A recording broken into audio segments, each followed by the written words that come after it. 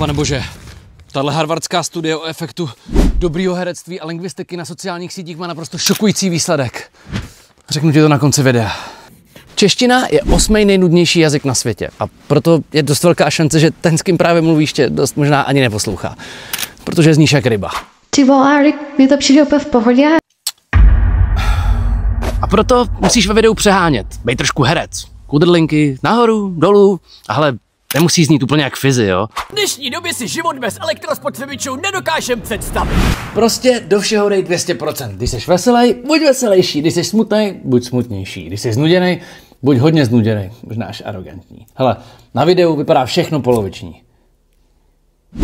Moje pravidlo zní, až když ti přijde, že to zní úplně trapně a debilně, pak je to teprve dobrý. Jo, a teď ta studie. Jo, píšu tady, že jsi úplnej A pro víc takovejhlech mikrokurzů čekni můj profil a dej mi follow.